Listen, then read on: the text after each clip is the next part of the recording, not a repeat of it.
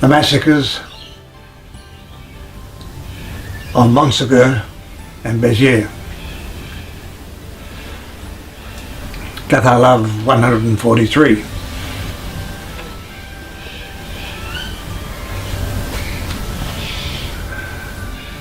Today is the anniversary, 16th of March,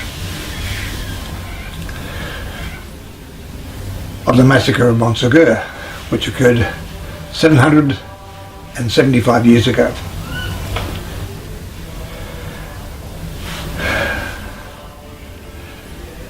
That's the best part of 1,000 years. And that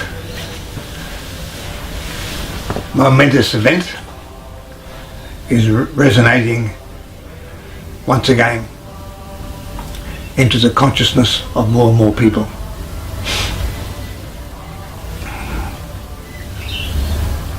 On this day, early in the morning, 220 Cathars, including some mercenaries, soldiers, sergeant-at-arms, with their wives and girlfriends, decided that they, instead of leaving,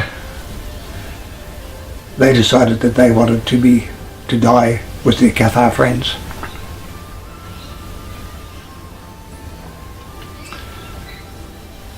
What was unusual was that the crusading army under Simon de Montfort gave the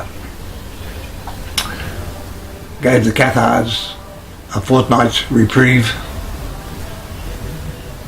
and before they burnt them. This allowed them, of course, time to put up a palisade and gather the wood and organise a excellent spectacle, so it worked well for them as well. But in that period, the Cathars knew, and they knew beforehand, that they were going to be burnt. The Cathars, although they were Christian, they were into meditation, they were into mysticism, they had their, so they knew that they were going to die anyway, so they were well prepared for it. And this is the reason why that over and over again by the enemies, the enemies, the Catholic Church, who said that they just didn't scream. They went happily into the flames, were burnt, and they did that without any fuss, bother, or screaming. So, just to get it over and done with, I suppose, as well.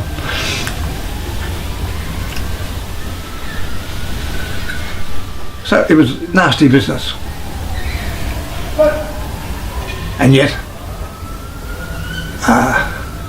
much of the Cathar goodness is starting to make itself felt once again in this modern times, and some of the other things that they were interested in or weren't interested in would also apply today, because we're overpopulated, about 3 times more than we should be, with 7 billion. We should be around about 2 billion for sustainability, according to some studies, including the UN.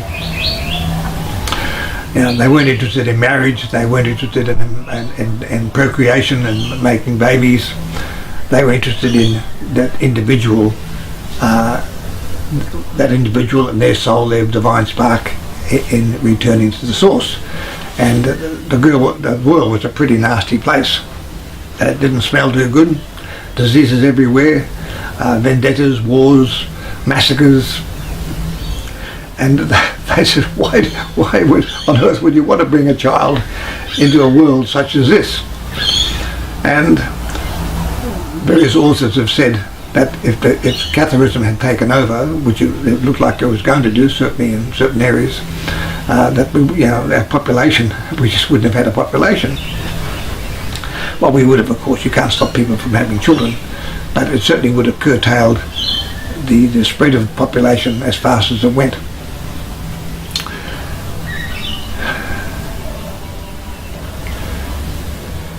The Pope behind all this was Pope Innocent III.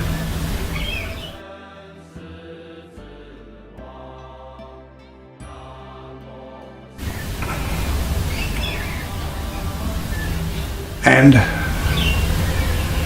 as popes go, he was one of their best. He was he was interested in increasing the power, both spiritually and materialistically, of the church, which he did. He increased the size of the papal states. But the one thing, then as now, he protected any priest, bishop, any cleric, monk, from being prosecuted by the law, irrespective of how bad the crime was. Once a priest, always a priest. So he would move them to another town or get them out the way, but he would not allow a minister, a priest of the church, to be prosecuted by the law of the land. So that was 800 years ago. But my oh my, things are changing rapidly today. Only a week ago in Australia we had the third most highest Catholic, Cardinal George Pell.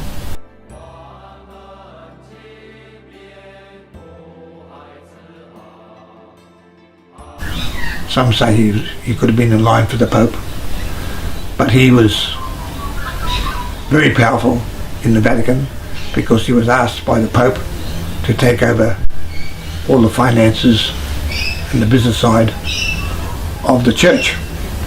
That puts you in a very powerful position. And yet, being so high, a prince of the church, and seemingly untouchable, his past, his abuse of some kids, came back, not just to haunt him but to bite him.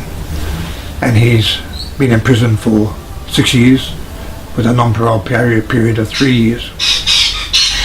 He has an appeal coming through where it's listed for 2 days in a few months' time. So anything can happen in a court of law, so who knows what will happen with the appeal. But the plain fact is, at the moment he's in jail. He's in there for a minimum of 3 years if he gets his parole, unless something happens at the appeal.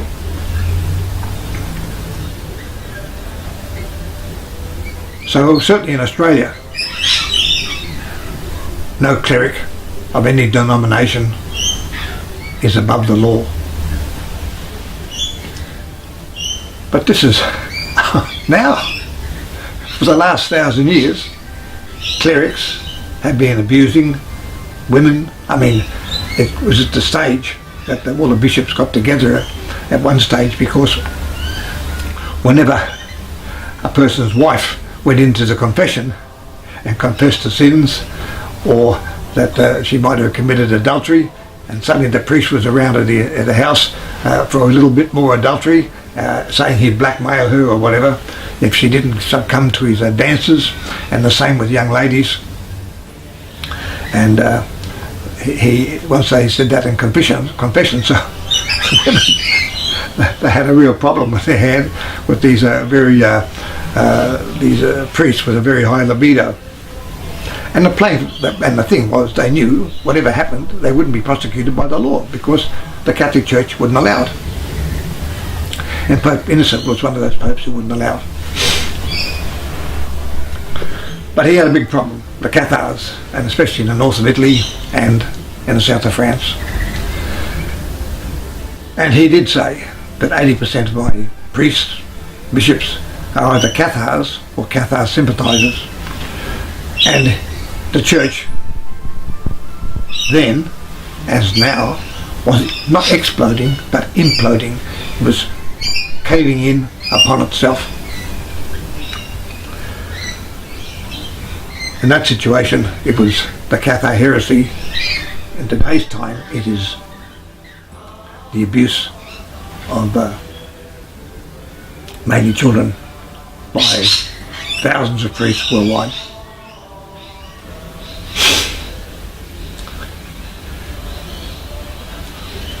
Do we call it karma? I don't know. But I'm not gloating. I feel sorry for George Pell. I mean, to be that high, I mean, this is one of the highest positions in the world, and then to be a criminal in jail, this must take a heavy toll upon any person, but especially someone like a cardinal. And when all is said and done, he's a human being like the rest of us, and he's certainly going through a lot of torment at the present time. He's not a well man, and in fact the judge said you may not, with your health, you may not make it out of prison.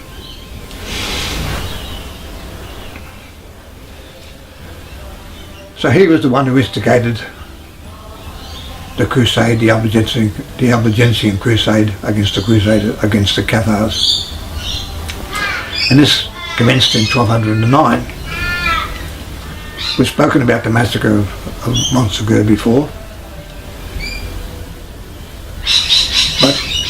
And I'd just like to say that there is half a dozen people here in Sydney, one unfortunately has died, who were there and were at that massacre. So there is, in various parts of there's another lass that I know in the United States. So these people, another lass who's a nurse in northern New South Wales, Jenny. Anyway, a happy anniversary to all those people on this day when we were burnt together some 775 years ago. It's not your ordinary anniversary. But when the crusade was instigated by Pope Innocent III, he had the papal legate, Arno Almaric, pardon my pronunciation,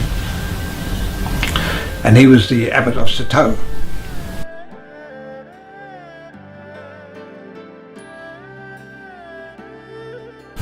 And he was in charge of the crusading army, and they camped at Beziers, which is on their way to Carcassonne, not too far from the Bon, the Mediterranean side of the south of France. And it's said that when the crusading army was on the march, it was virtually, who knows the distance, but it was virtually a day in length. It would take a day for it to walk past. All manner and types of people, lords and knights and mercenaries, routiers, hangers-on, prostitutes, thieves, they're all there. And when they camped outside Beziers on the 21st of July 1209, some people came out from the city, possibly some soldiers, young soldiers, maybe armed civilians. Who they were is lost in history. Maybe a couple of young lads with more stupidity than bravado, and they opened up the gate and they came out and they taunted the crusading army, and a number of the brigands, the mercenaries amongst them, they got involved with a skirmish, and they were overpowering the people who came out from the gate from Beziers, and when they ran back they couldn't close the gate, and suddenly the mercenaries were inside the town, and one of the gates was opened, and then all the mercenaries, routiers they call them, R-O-U-T-I-E-R-S, and they rushed in and they literally killed, raped and plundered the town.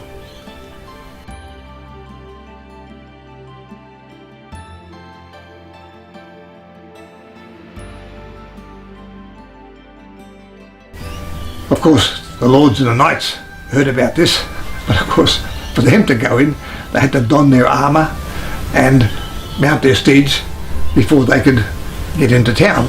By the time they got in there, the mercenaries and the thieves and all the hangers-on that were in the army, they were in there and they literally grabbed all the plunder and were just killing people left, right and centre. And when the knights, the lords came in, they said, no, this plunder belongs to us, and they literally took it back from the mercenaries. In the meantime, they literally went in and they just massacred the entire town, and a lot of people had come into the city from the country, and so their number is actually not known. It said in a letter that it was 20,000. It might have been more, it was probably less, but there would have been thousands of people who were scared and who lived in the countryside, and they would have came into the city as well. In any case, they were all massacred, men, women and children, and the city, and also the churches. They were slain in the churches where they took refuge. And then the mercenaries, when the plunder and their loot was taken from them, in revenge, they set fire to the city.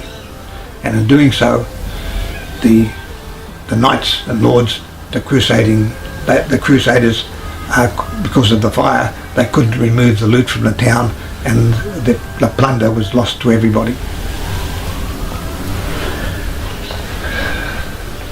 So the papal legate, he duly reported to Pope Innocent, and he wrote a letter. The letter survives. I'll read it to you.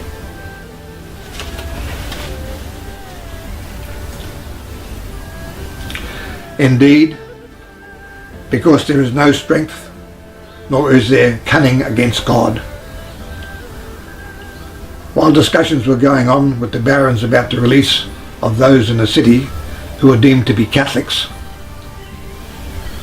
the servants and other persons of low rank and unarmed attacked the city without waiting for orders from their leaders. This is the mercenaries. To our amazement, crying, "To arms, to arms!" Within the space of 2 or 3 hours, they crossed the ditches and the walls, and Beziers was taken. Our men spared no one, irrespective of rank, sex, or age, and put to the sword almost 20,000 people. After this great slaughter, the whole city was despoiled and burnt, as divine vengeance miraculously raged against it. Not a bad letter. He has a way with words. So he says 20,000. Now he certainly would have and could have exaggerated, but it was a massacre, and certainly the largest amount of people killed. Now, it's also said that when the lords and the knights, crusading lords and knights, and they asked the abbot, Almaric, how do we tell the Catholics and the Cathars apart? And it is said that he said, kill them all. God will sort out one from the other. So whether this actual utterance was true or not, or just an urban myth, the point is the ethos. That was certainly the attitude of everybody, because they didn't worry whether they were Catholics, whether they were Cathars, whether they were men, women, old or young. They slaughtered literally everyone, the entire city. And then, after a good day's work, went back and supped on with a good wine.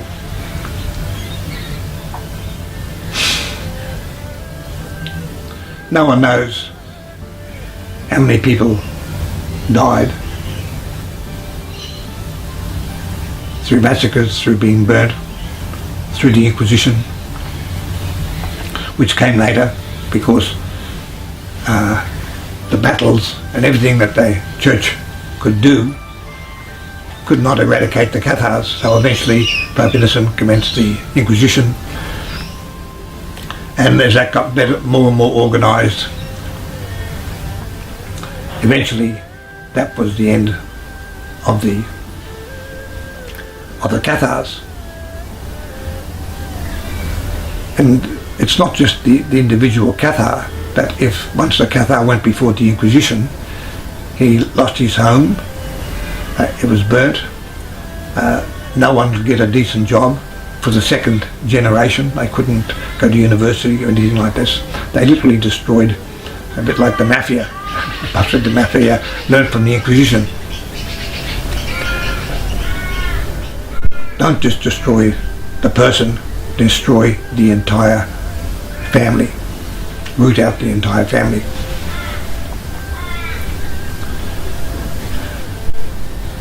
There were many massacres. No one knows the entire number of people who died, but there was certainly, there must be a million people that were affected, the families affected, because of lack of work and things that happened. They literally found that families would have starved to death. This is because of the Inquisition. So it was a sorry affair, the Albigensian Crusade and what came after it. But today there's this resurgence amongst Catharism. I don't know how many books are out there about the Cathars. I've got probably around 20. A lot of them are rehashing the same thing. But what is happening is that more and more people, because they are letting me know, are either being regressed through hypnosis or meditation and finding themselves in a past life as a Cathar, or some already know that they're a Cathar and have gone back for a past life. There are people, I've mentioned before, who are going to spirit mediums, and there are people simply who have this far memory of things that happened to them, and as they get older, some of these incidents are becoming more and more clear. And these people are now writing about these experiences, talking about these experiences. Some are individual, some, eventually there may be others like me who may have a channel, YouTube channel on the subject, but more and more is becoming available from all parts of the world. And it's not before time. So it is the anniversary of Montsegur today.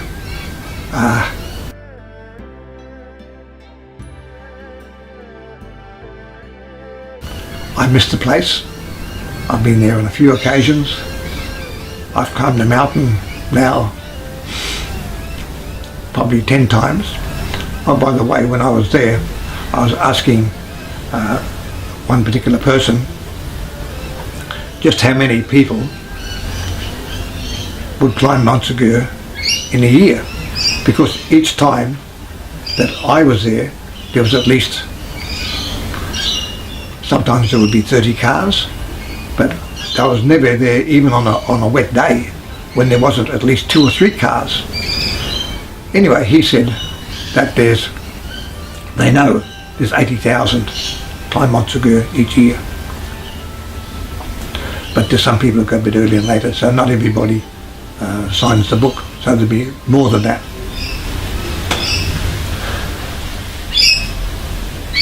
So, especially in Europe, there are literally hundreds of thousands now of people who know the story because of Montsegur and places like that, and because of their love of history, who know about the Cathars and so much of the goodness that they tried to spread around at the time.